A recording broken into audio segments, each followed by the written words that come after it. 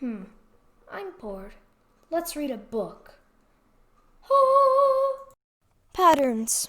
There are patterns everywhere. That was what the book said. And that was what everyone had tried to point out to me. Just by creating ice crystals too small to see, some of the masters of Recluce had started a change in climate that prostrated the Duchy of Freetown. People create patterns too, and becoming Destron's journeyman, my presence was changing the patterns in Fenard. How much the order I had added things, who could tell? Before I rode Garlock to the mill to check the available black oak for the sub-prefect's chairs, I made sure to cross the market square. Stopping to buy a biscuit, nodding to the few people I recognized or thought I recognized, and listening, always listening. The high clouds were hazy and gray, yet the day was humid, almost steamy, and sweat dripped from my forehead. The late and short spring was turning to summer. The market looked the same as always, a scattering of small stalls, carts, and merchandise strewn across the open expanse of granite. All of it able to be moved at a day's end when the sweepers pushed through their brooms and refused carts, and the open space turned to a carnivorous granite walled emptiness. The prefect was bright, or his advisors were. Half a silver a day was what it used to cost for the market if you had a stall, a penny if you could carry your wares on your back. For that, you got guards posted at each street departing the plaza and guards who patrolled in leather vests with clubs. You also got some guards who looked like merchants and hangers-on. If you couldn't fit your goods in a single stall, you had to find a permanent store or sell it to somebody who had one. A fair trade, all in all. Sellers got a place relatively free from theft and graft. The prefect got revenue information, particularly since his open market was one of the few in eastern Kandar, except for major corruption. Reputably, the Otterix markets were better, but the prefect's border posts supposedly confiscated anything coming from the south without the prefect's authorization. I hesitated as I neared the fountain. "Did you see the golden coach? Came through the west gate, as if it had come from below the Westthorns." The second speaker was Mathilde, the plump blonde flower lady whose flowers seldom lasted more than 2 days. People with chaos in their blood should never handle living things. Yet they seemed to enjoy plants and pets and delight in gossip. She bulged out of a long tunic and stretched the seams of her faded purple trousers.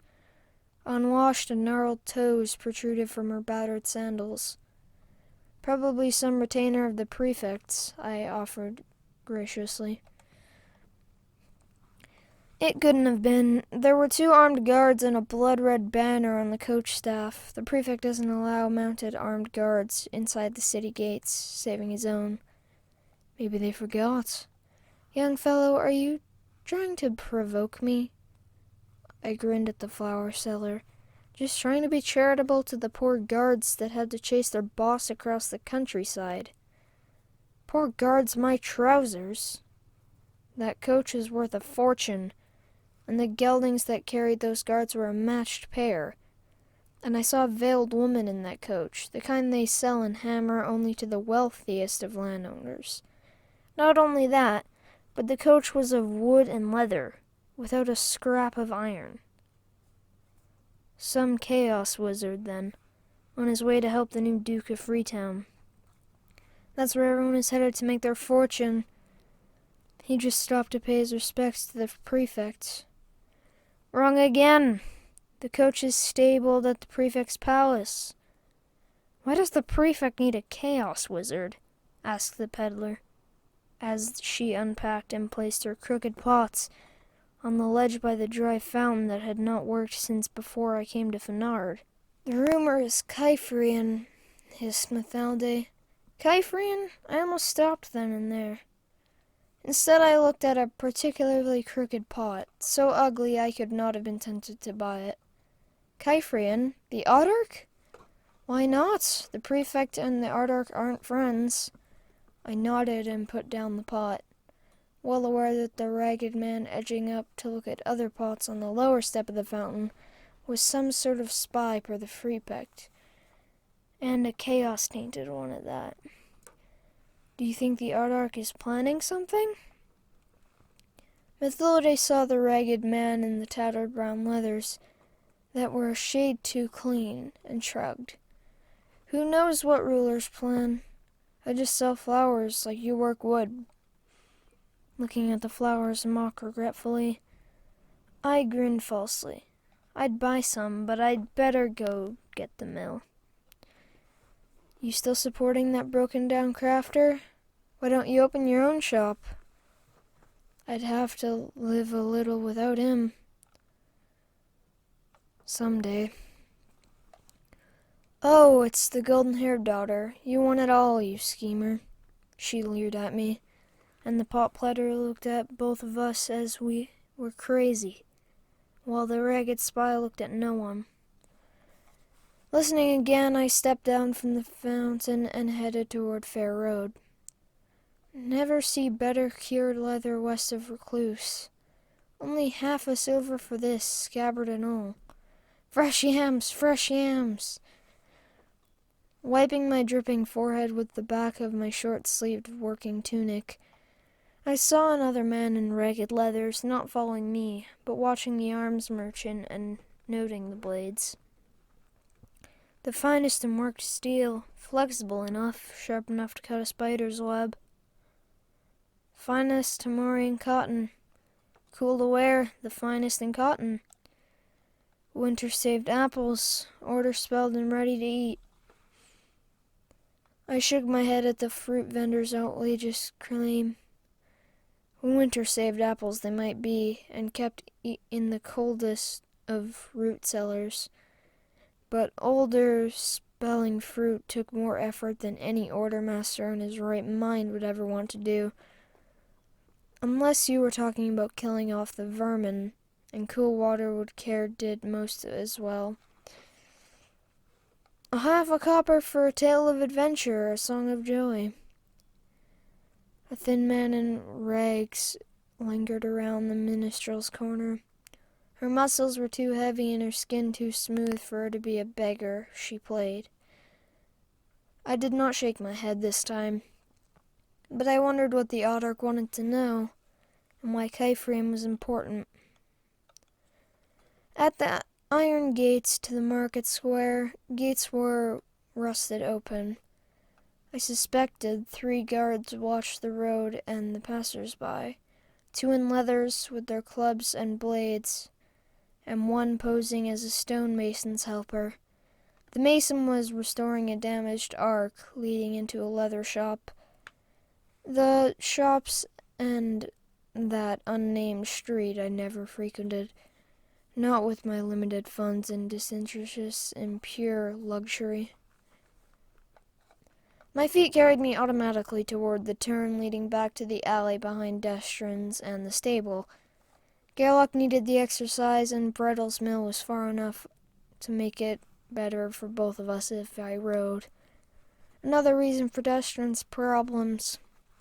The shop he had taken over from his father had catered to the personal needs of merchants and their ladies, supplying a level of grafting Destrin could not match. Destrin's rough benches and chairs belonged in the trade quarter, but he refused to move from the once proud house and shop. Again, I thought about the bid on the chairs for the sub-prefect, wondering if it had been a good idea, even though I could see no other alternative. Gerlach could tell I was worried, and he danced around a lot as I saddled him. "Settle down!" I finally snapped, and he did. I kept thinking about the bid on the chairs. Compared to the work that would have been involved in completing the sub-prefect's chairs, getting the bid for them that had not been all that hard. Destron had signed the paper and I put it in the envelope. Then when we had all gathered on the steps of the sub-prefect's house the next morning, for a bid of 10 golds, the commission on the 5 matched chairs is let to Destron the woodworker. What? Gerald had been on his feet, his face purpling. But a younger man with smaller features hauled him back down. Bids were also received from Jurel, the woodcrafter, and from Rastim. If the chairs are defective, the bidder will pay a default fee of 1 gold, and the second bidder will be awarded the commission. I winced at that. Not that I expected the quality to be inadequate, but was that phrase merely a way to get out of the contract? I shook my head, not knowing what exactly I would do if that were the case. Although Brettle's mill was nearly a K further down than anyone else's, he offered better prices, at least to me. He also knew what was happening. Few of the other crafters talked to me, for I was only a journeyman working for an excuse for a woodcrafter. Laris, what now? Some seconds on green oak? Perhaps some red oak limbs? Actually, I was looking for something else. Green oak twigs for baskets. Brettle shook his white and silver thatch. That bad now? I raised my shoulders. Black oak. So the rumor was true. You did underbid Gerald and Rastin on that chair set. Gerald was livid. He said that Destrom couldn't make one straight spoke, let alone enough for a single chair. Then the millmaster grinned.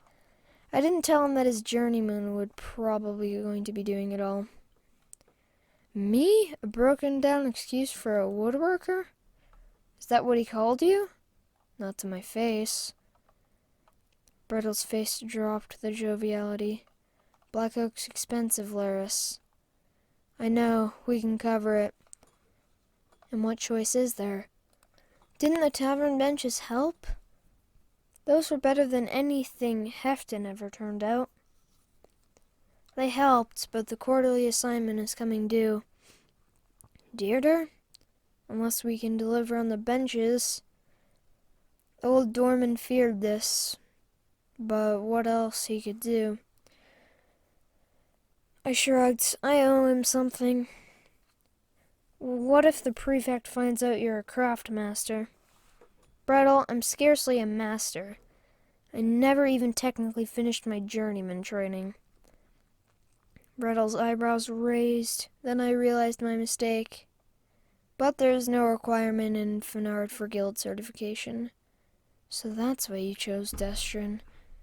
I had a problem with the master crafter.